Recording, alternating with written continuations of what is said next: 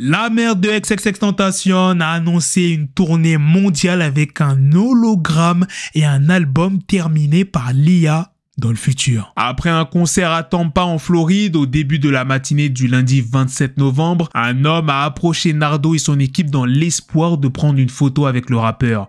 Mais il a été attaqué et a perdu connaissance. La vidéo de l'incident montre un membre de l'équipe de Nardo frappant le fan par derrière, le faisant s'effondrer violemment. Un autre homme a également frappé le fan, provoquant sa chute sur le sol en béton avec un bruit sourd.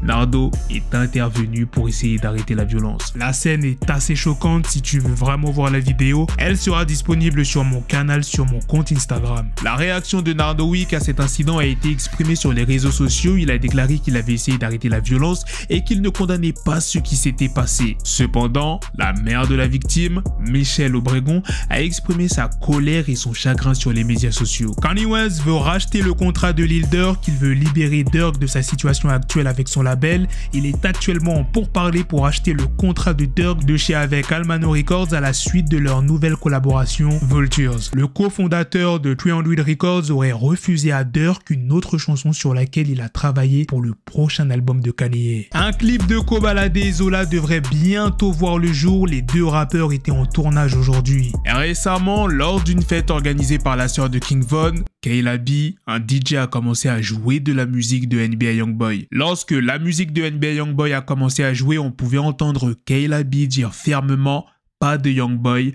pas de Youngboy ». Elle a ensuite ajouté « Arrêtez ça ». Dans un épisode récent du podcast GG33, l'animateur Gary de Numbers Guy a eu l'occasion de parler avec la mère du regretté rappeur XXXTentacion. La conversation a abordé la collection de livres de son fils qui s'est avérée être une influence importante dans sa vie. Cléo a partagé que son fils était profondément influencé par la numérologie, l'astrologie, l'occultisme et la spiritualité en général. Elle a souligné l'importance de ces domaines dans sa vie et son art. La collection de livres de XXXTentacion nous offre un aperçu fascinant de son esprit créatif et de sa quête de compréhension spirituelle. Elle comprend des ouvrages sur l'occultisme, la sorcellerie, la magie, l'alchimie et la mythologie entre autres sujets. Cette collection reflète vraiment où son esprit était à l'époque. Selon un rapport du Chicago Sun-Times publié le lundi 27 novembre, le créateur de la chaîne YouTube 20 News, qui s'appelle Martel Willey, aurait été rémunéré à hauteur de près de 25 000 $ pour sa coopération dans l'enquête sur le meurtre du rappeur FBG Duck. Ces révélations proviennent du témoignage de l'agent spécial du FBI, Kevin Doyle. L'agent Doyle a déclaré que la coopération de Willey avait débuté officiellement en avril 2021, bien qu'il aurait contacté la police de Chicago dès le lendemain de la fusillade d'août 2020 pour proposer son aide. Il a fourni des informations de fond, a examiné des images de surveillance et a analysé les publications sur les médias sociaux. La décision de Willey de témoigner au procès a suscité des réactions mitigées à Chicago. Il a d'abord évité les accusations de balance et d'être rémunéré pour sa coopération. Mais il a finalement admis son témoignage dans ce qu'il décrit comme le procès du siècle. L'article révèle également des détails sur le conflit entre FBG Duck et King Von, membres respectifs des Gangster Disciples et des Black Disciples qui auraient déclenché une guerre entre les deux gangs. Les révélations sur les événements précédant la mort de FBG Duck sont particulièrement choquantes. Outre le meurtre de FBG Duck, les 6 hommes impliqués dans cette affaire font également face à des accusations de racket fédérale en vertu de la loi RICO en raison de leur lien présumé avec un gang de rue. Le 29 novembre 2023, 50 Cent continue de taquiner Diddy et il semble que leur rivalité atteigne de nouveaux sommets. Tout a commencé avec les multiples accusations de violence visant Diddy, ce qui a eu un impact significatif sur sa réputation et sa carrière. L'un des développements les plus récents est que le rappeur new-yorkais a décidé de quitter sa position en tant que président de Revolt, la chaîne télé qu'il a créée en 2013.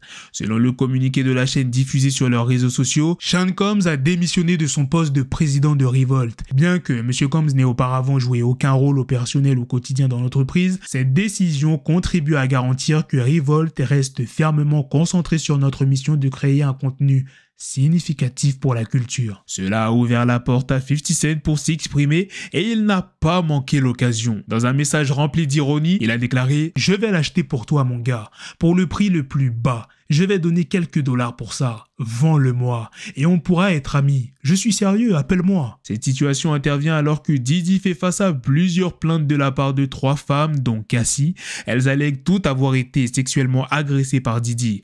Bien qu'il ait réussi à trouver un accord avec Cassie, les 2 autres affaires restent en suspens pour l'instant. Le 29 novembre 2023 marque un moment spécial pour les amateurs de rap du monde entier car c'est le 20e anniversaire de l'album légendaire de 50 Cent, Get Rich or Die Trying. Cet album a eu un impact monumental sur la musique en faisant passer le rap dans l'ère moderne.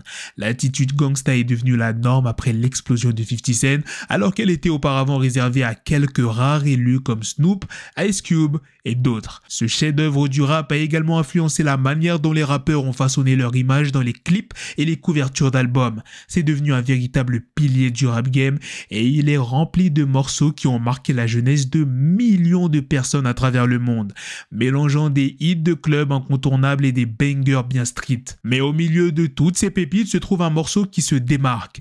Many Men. Dans une récente interview pour Apple Music One, 50 Cent a révélé quelque chose de surprenant.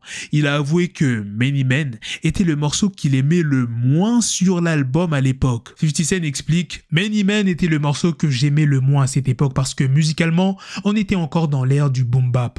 On voulait faire de la musique avec une grosse intensité, qui tapait fort, et c'est le morceau le plus lent de Get Rich or Die Trying. Mais c'est maintenant sur ce tempo que les artistes rappent. Donc les tempos rapides, les basse qui frappe fort, c'était ça l'air du temps.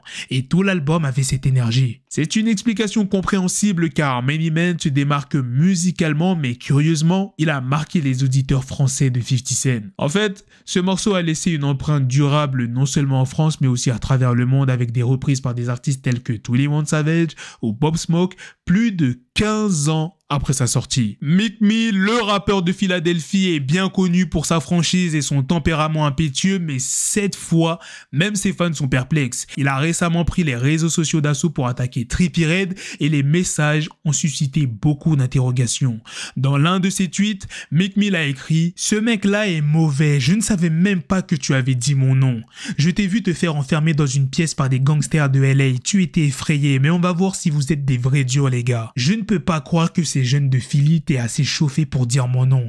Apparemment, tu veux rouler pour le diable, je vais te montrer comment on fait. » Meek Mill a aussi dit que Trippie Redd n'était pas prêt pour Philadelphie et qu'il fallait qu'il se mêle de ses affaires ou encore qu'il allait le faire pleurer en l'insultant de Little Pussy.